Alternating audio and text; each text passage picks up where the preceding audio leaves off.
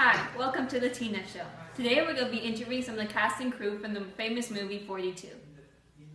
You are a collaborator. How have you discovered members of your team and how do you keep the relationship with them strong?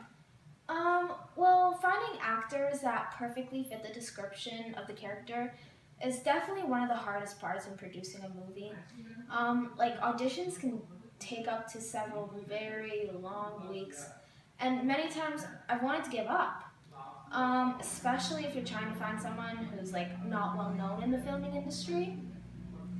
My intention is to build up every individual to their highest potential. And this is only possible if we work together as a team by respecting and listening to each other. And I also need to make sure that I explain my expectations to them very clearly so that doesn't cause any confusions or disagreements. And so far, I've been really lucky in finding and building such an amazing team. I'm a big believer in the importance of social media and aspects of the film process. Are you on social media and do you use it in your work? Why or why not? I actually will have to agree with you on that one. Particularly in this day and age, people are constantly on their phones. So using social media would just be unwise. But I'm not the one in charge of it. We do have a group of people who are responsible to show everyone what we're up to. But the problem is that a lot of people, and I don't blame them, enjoy behind the scenes. But it's kind of hard sometimes to give them what they want without giving away our ways of how we film and everything. But social media also benefits us by we can listen to what people say, and that can help us make the movie so our audience can enjoy it as much as possible. And all of this is accomplished at a low cost and is very effective. And finally, Brian, what advice would you give to the people wanting to get into the acting and film industry? Well, just like any other job, it's a tough one. It requires a lot of patience and dedication. And if those are not things you're good at, then I'm sorry, but the film industry is not for you. But anyways, you should maybe start off by watching as many films as you can critically, by paying attention to details and errors. That'll help a lot. And then when you that's begin the interesting. filming process, just start with whatever camera you have and don't have high expectations on yourself. That's how a lot of people quit. And just create short films with your friends and have fun. Also consider filming school. I know it's not required, but it'll allow you to get a lot of forced experience and access to the crews and networking. And the internships and workshops are just another bonus that'll help you gain more experience. Just remember to keep in mind that film directing jobs are highly competitive, and it may take years or even decades to accomplish your goal. But if this is your dream, then go for it. Considering the movie was set back in the day, did you find it difficult to find old-fashioned stadiums? Both yes and no. We used some of the stadiums more than once by changing certain features. We used different camera angles as well as different areas all the wall apart to make them feel like completely different spaces. Some additional things we did to make the areas appear totally different was adding chairs, adjusting the lighting, and covering the sideboards. We also changed the landscaping by adding different colored soil and making the grass greener based on the location. In some ways, it was difficult to find older stadiums with original characteristics because they're not being maintained in their natural state. Some of these older stadiums are either modernized or have been left abandoned or have just not been maintained.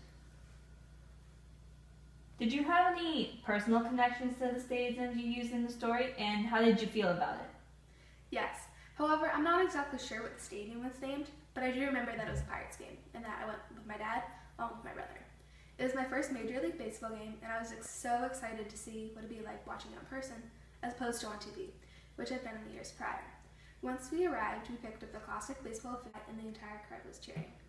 I remember the scores were so close in the 7th inning, but there was a time where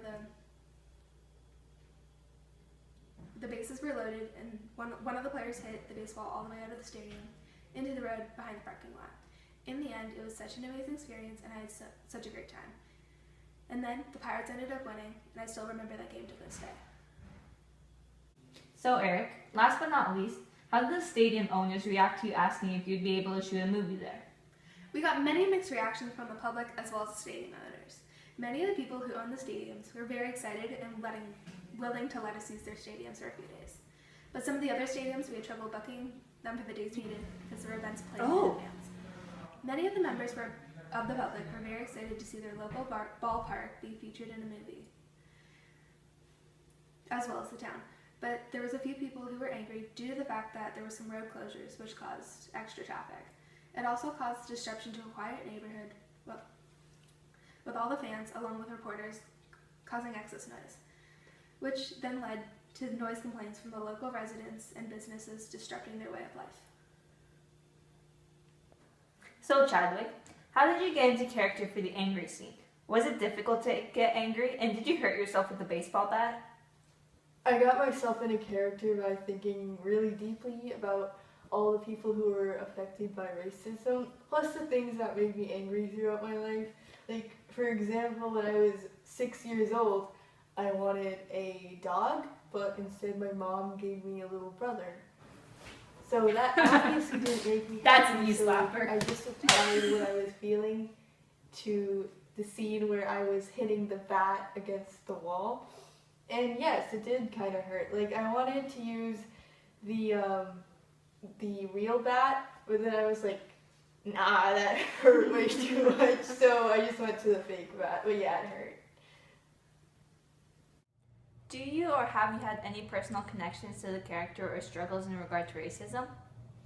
Well, as a person of color, I have definitely had encounters of racism, so it's not difficult for me to imagine what Jackie Robinson went through, except for the fact that he was affected by racism on a much more intense level. As a child, I grew up in a white community, so it was a little difficult for me to go through that as a child. I understand. But as for this movie, it really helped me relate to what he was going through. So it helped me as an actor, like, feel what he was going through. Because of that, I did that movie pretty well. So. What was it like working with Harrison Ford, with him being such a big actor? Were you nervous? Oh man, working with Harrison Ford, the big man, it was like a dream come true. He is such a great man. I love that I got the opportunity to act with such an experienced actor. He can act like a little bit of a big shot sometimes, but his acting is certainly like one of the best I've seen. I mean, as a little boy, I loved the Indiana Jones movies. I mean, who knew that I was going to be acting with Indiana Jones himself, right? So, like, yeah, I was a little intimidated because he has so much more experience than me, and he's such, like... But, I mean, I can learn from him and become a better actor myself, so, yeah, he's an amazing guy. I love him. Thank you for joining us today on The Tina Show. See you next time.